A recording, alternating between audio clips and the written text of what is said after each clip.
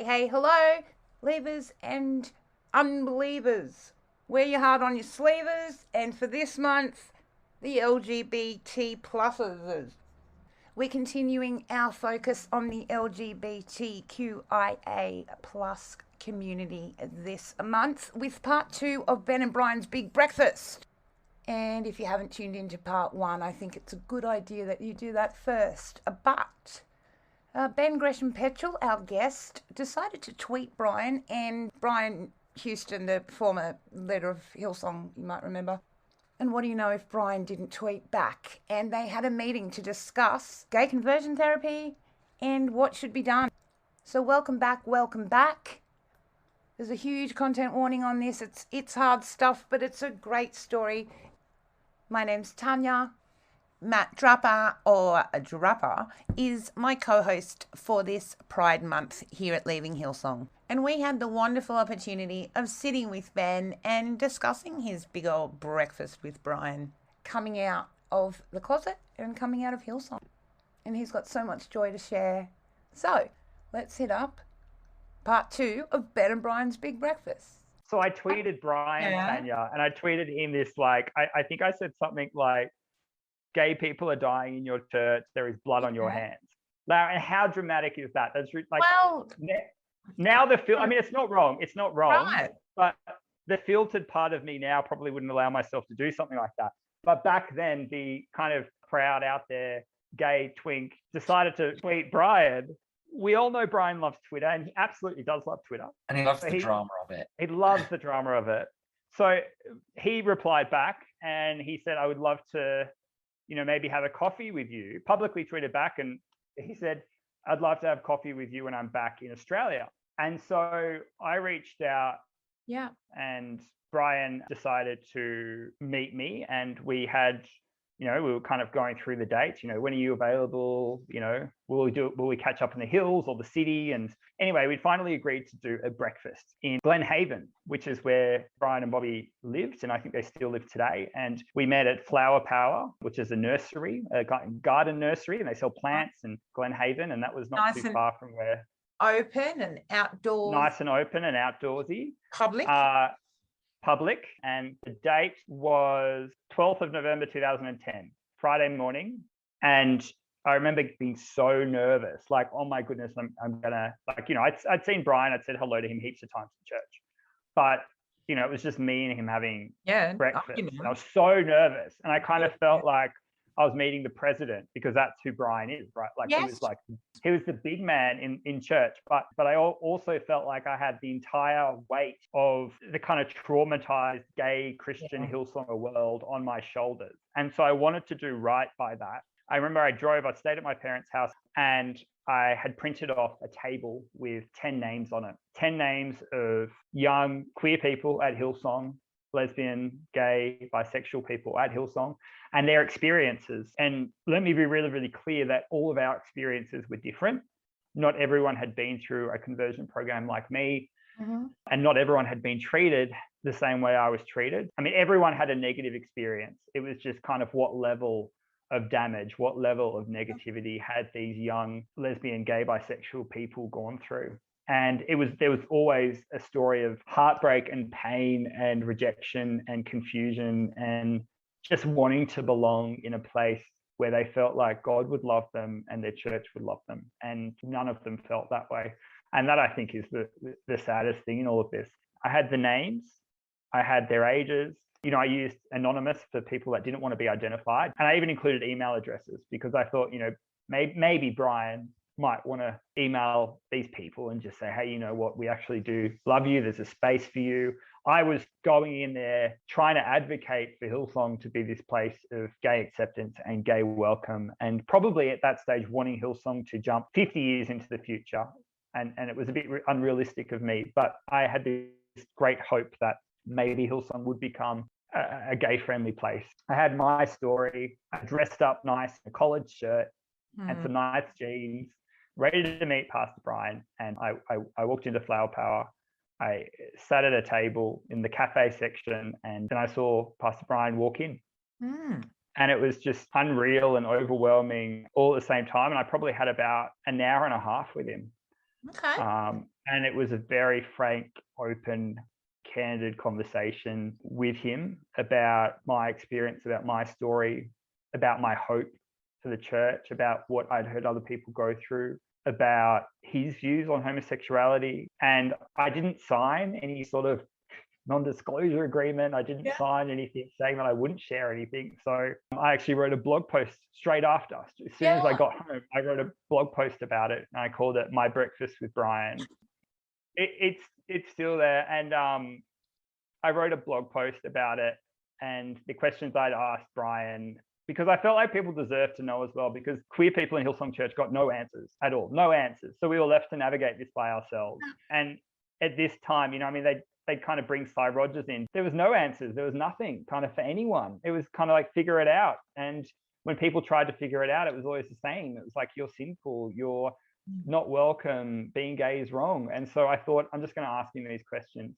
And I did. And I'll never forget how real he felt.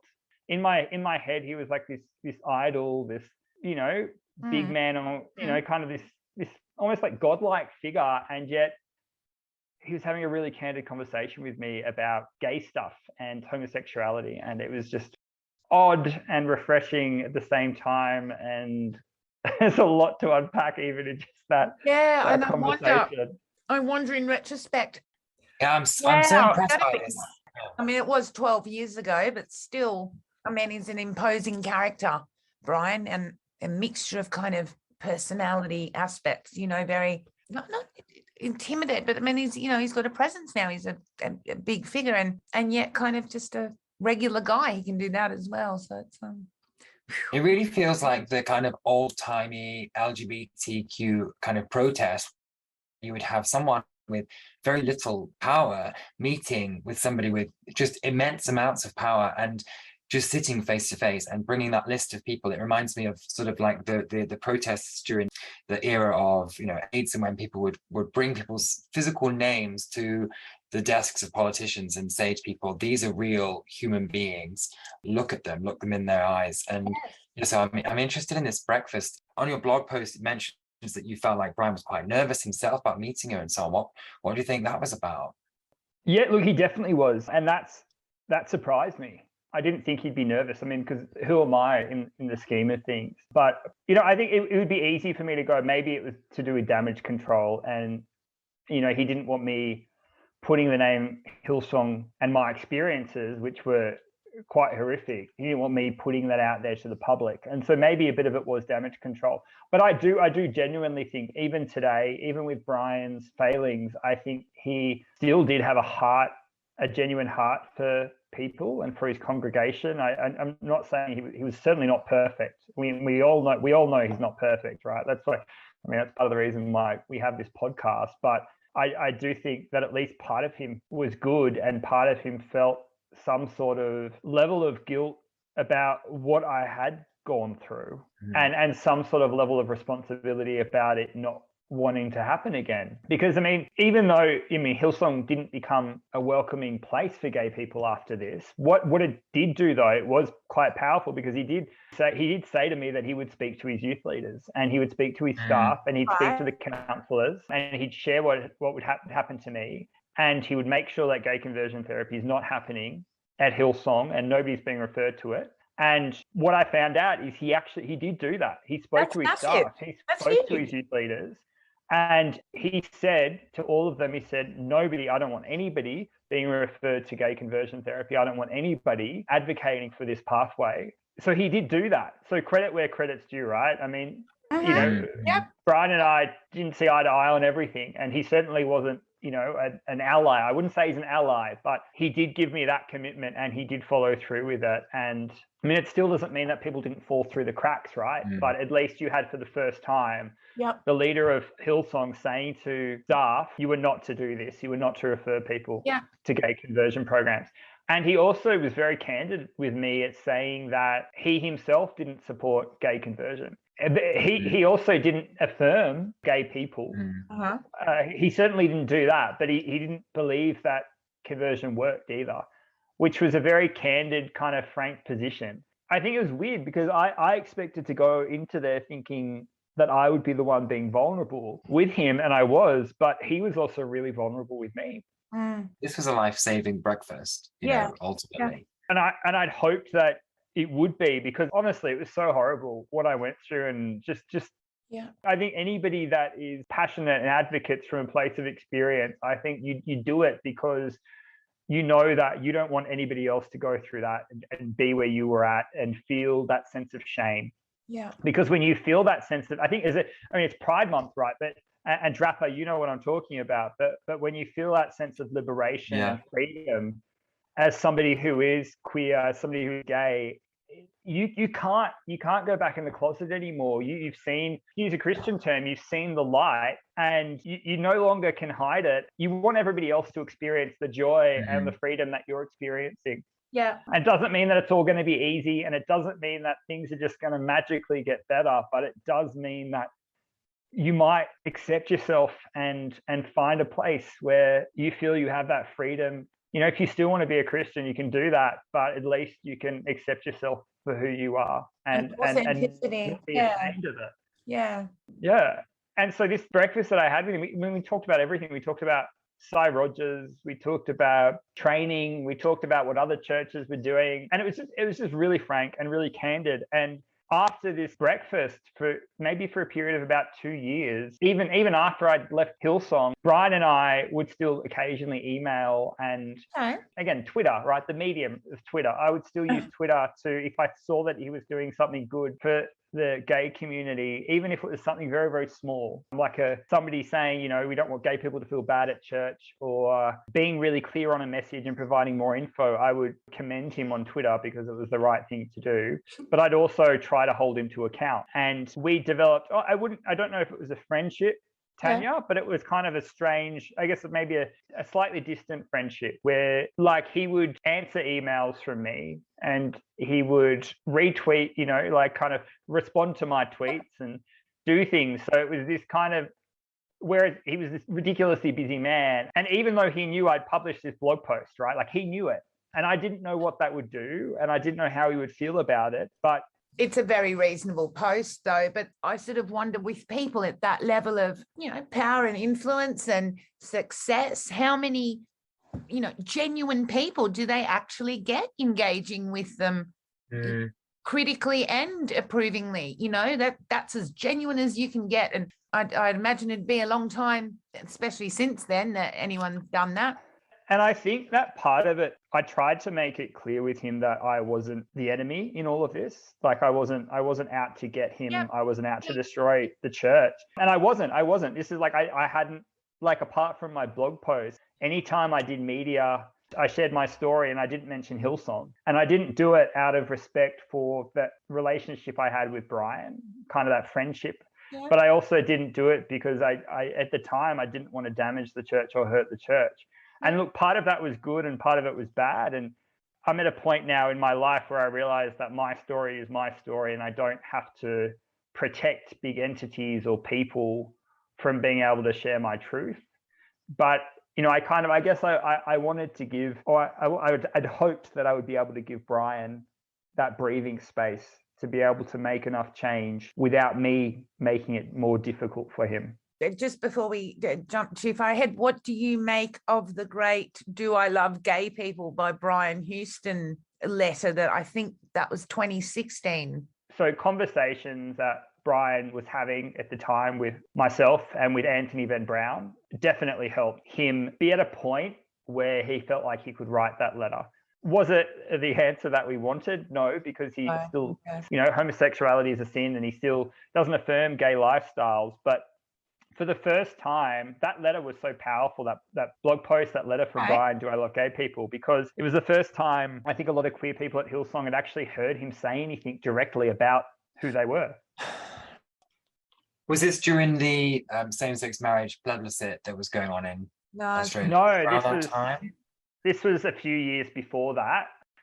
But it was in response to so many news articles at the time and other people, lots of people coming out and saying Hillsong's homophobic. And so I think Brian, just a bit of him maybe snapped and said, I've got to protect my reputation. And also was like, hang on a second, you know, no, I've met with Ben and I've met with, you know, Anthony, and They know I'm not homophobic.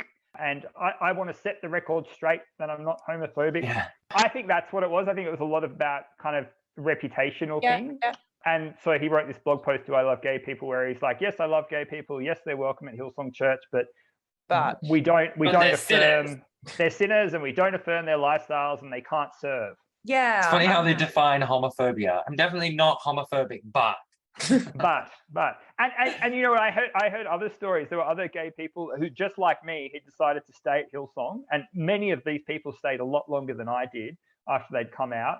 And one of them had signed up to volunteer at Hillsong Conference for the entire week, which isn't paid, and it's exhausting and it's demanding, and anybody who's done it knows exactly what I'm talking about. Anyway, he'd signed up to serve the entire week at Hillsong Conference in the excellence team. Now, the excellence team sounds like a pretty great team, right? But it's not. The excellence team was the toilet cleaners, the vacuumers. Right. That was the excellence team. Can you believe it? Hillsong had a name for everything. Team, yeah. Anyway, he'd signed up to be this excellence team to clean toilets and things. And then they found out he had a boyfriend, and he was told, no, sorry, you can't do that. You can't serve anymore. So he was stopped from cleaning toilets because he had a boyfriend. Sorry, wow. What? Can't keep a gay man from excellence, surely. Absolutely not. And I tell you what, Tanya, those toilets would have been shinier and brighter and cleaner than ever before. Of course. This is why I think they've been so exploitative. And you'll remember that stuff came out right about the New York, the guys in New York that were in a relationship from Survivor. They had been people were looking the other way, because when you've got some really, really talented people who are prepared to put their all into your productions and theatre and stuff, I mean, maybe they can serve, well, and that's what happened. And it was so inconsistent, Tanya, as well, because I was told that I couldn't serve. Like, I was doing the host team, right? With the host. Again, it sounds grand, but it was just showing people to their seat and doing the communion and cleaning up after them after they went. And I was told I couldn't do that anymore because I was gay. So maybe they were worried that I would show them to the wrong seat. I don't know what a gay. Maybe they thought they could show them right out the door. I don't know. Out the door, exactly. Who knows? Yeah, and yet I really wonder how much of New York's success, and a lot of their show's success, has come off the back of the community's effort. Oh, absolutely. And I think let's not pretend here, right? Like, look, even Brian Houston in my breakfast with him admitted that he thought there was gay people in the church. Gosh. Which is funny. Like a lot of straight men, I don't know why it's just straight men. I don't see women doing it. But straight men like to play a game called, like, Guess the Gay. Where's the gay? Let's guess the gay. Is there a gay in the family or the church or the supermarket? Who knows? Anyway, in Hillsong, you could play the game, Guess the Gay, because there are gay people in Hillsong, and a lot of them are closeted, and a lot of them are wonderful people who want to use their amazing talents and gifts for the benefit of the church, which, I mean, look, good on them. I can't do that anymore, but if that's where they're at, then power to them. But I don't think you can have a church with big colorful light and amazing music and the most incredible Christmas musicals you've ever seen without at least one gay man. I mean, well, and is that are we leaning on stereotypes there, or chicken and egg? Because I tell you what, something like, I'd tell you 60 to 80% of people that I speak to who have left, sexuality is a part of it. They're either gay or, there's been challenges along the way. It's incredible. I've often wondered why it does seem to come down to those are the people who absolutely had to make these decisions, I guess, couldn't hide comfortably in the system and, let life pass them by. I guess it's harder for many of them too, because I mean, like, I was serving in the ushers team that, showing people to their seats. These people, some of them are on stage. So for me to come out, difficult as that was and everything that I went through, I didn't also lose my job. I didn't lose my source of income. Yeah. I didn't lose in some cases, my notoriety or my fame or whatever it is. So there's a lot at risk for a lot of people. And it's not like that people can easily pick up work as something else as well. I mean, there's so many kind of dead ends in that system. Hey, absolutely. You can't just go from being a pastor to what? I mean, they would know that as well. They'd have to know. They'd have to know all these things and the choices that people sort of aren't left with, I guess. Such a lot you went through at quite a young age. You kind of you've sped through the levels. You've leveled up really quickly in a short amount of years, it seems. Really intense, or what do you think? People take 20 and 30 years to get to some of these things that you've hopped, skipped and jumped to. I think part of it was, I think I got lucky. I think I say that in the context of finding support systems, people like me, and also the internet going along the journey with me. So when I first came out, Facebook started to go, and social media, Twitter, these things started to boom, and the internet became bigger. And so I had the ability to write a blog and share my story and also get support from other people all around the world who are in similar situations. And so my journey was helped by a lot of incredible queer people who had done a lot of soul searching and trying to find their path before me, who helped me do things like write a coming out letter to my parents. They helped me just kind of figure out my life. And, I made a lot of bad decisions. I made some mistakes, as every young person does, but I think I owe where I am now to great support, really amazing people in my life. Parents went on the journey with me. They're Christians. They weren't comfortable at first, but they went on the journey with me. Or whether it was good psychologists and really good support in that space. I think, had I not had that, I would be a completely different person. Even today, I still, is every day perfect? Absolutely not. And I still get triggered by things. There's one particular park bench, which is right out the front of Hillsong at the Hills campus, where I first told one of my friends at the time that I was self-harming, and I still can't go anywhere near that park bench. I can't. It's too triggering for me, and I can't. There's lots of little things like that. Like I still really struggle with holding my husband's hand, and it's something so simple, but I just get so scared and anxious, and I can't shake that. Even after all these years, I can't shake that kind of that sense of discomfort and the slight internalized homophobia that I still carry with me today, despite being out for so long. And it is getting better, but will it ever go away? Probably not. But look, I'm so grateful to everyone that's been in my world, that's helped me. That's great support systems, and surrounding yourself with people who love you and support you and are there for you and can go on the journey with you is just so powerful. I think one of your interviews, there was a comment from the parents as well, and they were saying how they didn't know about what was going on in the church, this with the conversion therapy and so on. And how did they react when they found out about it? And is there sort of safeguarding that should have been in place? I suppose you said earlier that you felt you didn't want to burden them with it, and you wanted to keep that from them. And so what do you feel like that relationship, that experience was with your parents? Yeah, so look, even when I decided to come out to them properly, and so I went through everything, all this depression, the suicide attempts, everything, without my parents even knowing I was gay. They just thought I had mental health problems and was depressed. And so it wasn't until I went to this group called Freedom to Be, which is, the gay support group I was part of, that they helped me write a coming out letter to my parents. And even at that time, I thought my parents might kick me out of home. And so I had a bag packed in the back of the car, and I had friends who I was going to stay with in case everything went south. And I wrote this letter to them, this coming out letter, and I went out for the day with a friend and we went to watch a movie. And then I got a text from them. I left the coming out letter on the dining room table and they read it. And then I got a text from my parents just saying, "We love you. Please come home." Yeah. And credit to my parents. And I know a lot of Christian parents really struggle with this. And my heart goes out to all of those Christian parents and families who struggle so much with all of this.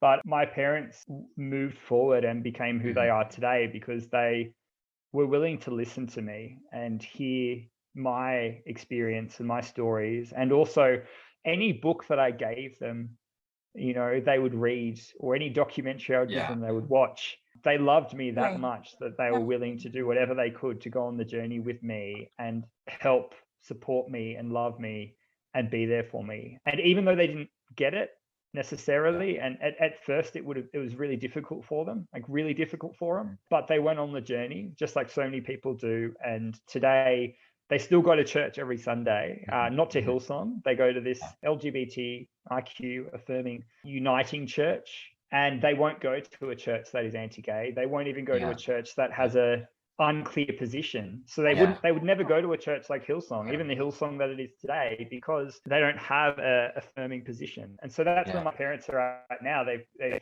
become complete advocates. They've even marched in the Sydney Gay and Lesbian Mardi Gras, which is amazing. You wouldn't have predicted that, tell me. Never. If I'd known this would have been their response, I would have never have gone through these gay conversion programs. I would have never hated myself so much. My mum says now that if she had known that I was going through those things, she would have taken me out of Hillsong.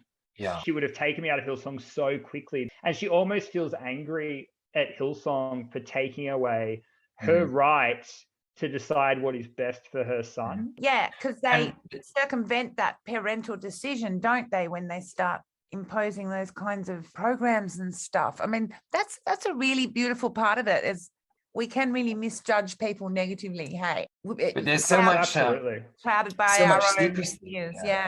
But like they put so much secrecy on you. And also you were saying how in the therapy they were trying to get you to, kind of almost separate you from your parents, in that, they were saying like, oh, your father must be overbearing, your mother must be too loving. And I wonder how many people, who would have had or could have had support from their families didn't, because of the conversion therapy and what they, the things they put in their minds about that kind of thing, and the secrecy that they impose on you. Whereas if you had known, if you'd known, where your parents were at, then it would have prevented so much. So that's the sad side of it as well. It's really sad. There's people even in Hillsong Church today, staff members, who are very pro LGBTIQ, and I've got a few friends that are still staff members at Hillsong, and they are the best allies and advocates, and still have been trying to make rumbles within the church. They're people that normally I've been friends with them for ages, and I would write them off. And, when I was going through what I was going through, when I thought I was the only gay person, I thought everyone hated me. I thought being gay was just so bad, and every other Christian must think the same way. But there's so many Christians and people, even people at Hillsong, and good people out there who still have their faith, who are very supportive, and they're willing to just, love you. I think as a human being, as a friend, as a person, if they love God and love others, they actually take that seriously, whereas without any conditions. Yeah, it's some of our own fears can often be our own worst enemies with that whole path to authenticity. Hey, that's lovely. What sort of advice would you give to somebody that's there now? Really enmeshed in a life, in a community, in a family, even maybe. Where do they start from 16-year-old you? What would you recommend? Well, I think I'd start off by saying that no matter how alone you feel right now, you are not alone. There are people that understand what you're going through, that know how you're feeling, and know the turbulence and the turmoil, and how hard it is to wrestle with your faith and your sexuality, and truly be yourself. It is worth, that's the first thing I would say. You're not alone. And the second thing I would say is it's absolutely worth all the difficulty, all the pain, the challenge, just to come out and be free and be who you are. And I know that seems maybe like it's impossible, particularly for certain people who are there and wrestling with this at the moment, but it's worth every minute to be who you are, to live authentically as you. I think there is no greater freedom in the world. And don't wait too long is probably the other thing I would say. You have a chance to live a life as you truly are, perhaps for the first time ever. And, you could fall in love and experience the magic of what it means to fall in love.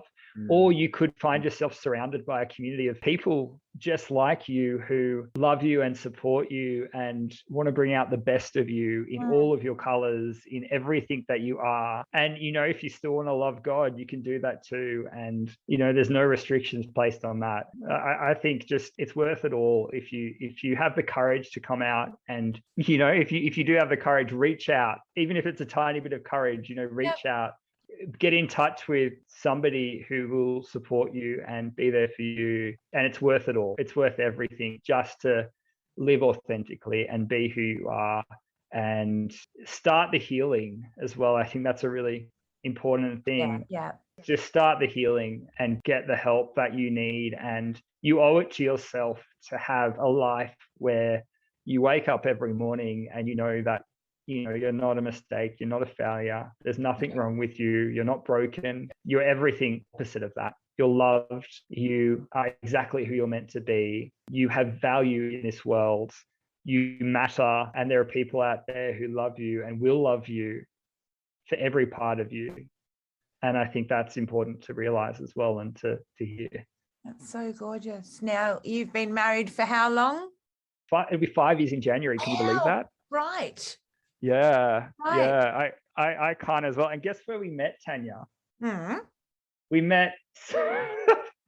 So I had this a gay Christian friend who was having a birthday party in Sydney, and he invited some of his friends, and I was one of them. And I met my husband at that party, and we chatted for the first time, and I thought he was very handsome and attractive and good looking. And turns out he was a Christian as well. He was from a Baptist family, didn't go through conversion therapy, thank God, but understood what it was like to wrestle with it and go through all the pain. We connected. And then a couple months later, kind of just life got in the way. And a couple months later, that same gay Christian friend was having a farewell party because he was going over to the United States to do Bible college at a gay affirming Bible college over there.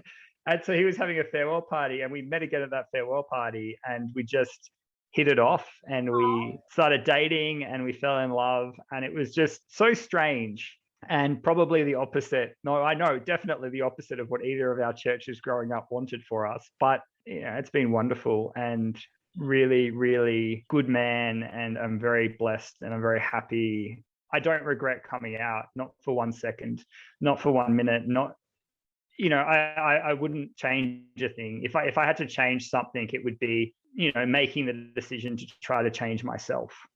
I think when I tried to change myself, I if I could go back and do that, I wouldn't ever, agree to going into a program or seeing a counselor to try to change who I am. But crazy. Congratulations on your happiness. That's so cool. That's so wonderful. I'm just thinking of teenage you would never have imagined all of this could have been possible, let alone. God, no, definitely not. Teenage me probably thought that, thought gay people were, all sorts of wrong. Wow. And bad. What did we know? What were we ever told? Yeah, Tanya, it's been fun talking to you and being on this, and it feels a little bit risky almost, because I remember being at Hillsong, and remember when your book was out there, and I remember Hillsong saying what a dangerous person you were. So I almost feel like this podcast is living on the edge. It is. And I'm going to have a hot cup of tea following this interview. So, wow, I really wish I was as kind of maleficent as, is that how you say it? As they paid me to be, like I'm just so kind of anticlimactic for everyone, it's like, yeah. Wonderful. Yay. Thank you. It's fantastic to meet you and hear your story. It's incredible. It's just going to help so many people. I unfortunately have just been speaking to person after person who's experiencing this, and it's heartbreaking. I'm sick of it. The only other thing I think I'd say is in New South Wales, gay conversion programs or sexual orientation change efforts are still legal. They haven't been banned, and there's a bunch of us who are trying to get them banned, and we're trying and we're hopeful, but it's taken far too long, and it's really, really at a point now where it just needs to happen. So there is a petition on change.org to end gay conversion, and if you type in, would that effectively criminalize it? Is that the hope? Yeah. So it would criminalise it in New South Wales. So they've banned it in Victoria and Queensland and the ACT, which are these are all other states in Australia. So about half of Australia or a third of Australia have banned it. And Victoria, which is where Melbourne is, has the strictest or the strongest laws in the world prohibiting gay conversion therapy, sexual orientation, gender identity change efforts. And we want laws in New South Wales like the Victorian laws, because even though what happened to me was 17 years ago, it's still happening today. It's just more under the cover and more secretive. And really, we want that to stop. And we want any church out there that's still peddling this message that being gay is a sin and broken and harmful, we want that to stop as well. Yeah, enough is enough. It's not okay. If you're in Australia, if you're in New South Wales, speak to whoever will listen about getting attention to stop or to end gay conversion therapy, to end sexual orientation change efforts. And hopefully we can get that through within the next couple of years. And then I think I'll be able to breathe a little bit easier, to be honest. Yeah, it's a killer. Straight up, it's a killer. And there's no denying that now. We've got the history. We've got the data. There's no way around it. It straight up kills people and harms them incredibly. So I'm so proud of everything that you have done and achieved in that time, from your breakfast and, your tweets and all the little things that, they just make such a big difference and they are life-saving in the end. Yeah. It's just incredible. So yeah, absolutely. Thanks for having me on. No, thank you. It's a real honor. Thank you so much. We're really, really pleased that you chose us. And happy Pride Month, everyone, as well. Yes, happy Pride. It's fun. And even if you're not, on the rainbow spectrum, maybe celebrate this month by hitting your local queer gay establishment and get a cocktail with a drag queen, or go to drag bingo, or do something, that gives you joy and, gives you pride for Pride Month. It's all about the freedom to be for everyone, isn't it? Awesome. Absolutely. Yeah. And drag queens will love you, even if you used to go to Hillsong or another church like Hillsong. Drag queens will still love you. They'll forgive you. Fit right in. You'll fit right in. It'll be wonderful. It's just like going to colour and watching Bobby. It's a man in a dress and not Bobby. Drag queens. You said it best. You're the best. Thank you. All right. See ya. Yay. Wasn't that an amazing story? I'm just so thrilled that we got to tell that story today here, and I found it compelling 3 edits in, so I hope there was something in it for you. It's back to work and back to life tomorrow, so we will be back next Sunday talking to Sarah from Glasgow. I hope you've enjoyed these interviews over the weekend. Please like, share, most of all, and subscribe to wherever it is you get our news. And please drop by Patreon, Leaving Hillsong, or the PayPal to show your support. We could really, really use it. Please continue to be good to yourselves and to be good to each other. We will talk at the end of the week. Keep safe. Keep leaving Hillsong. And we'll talk then. Bye.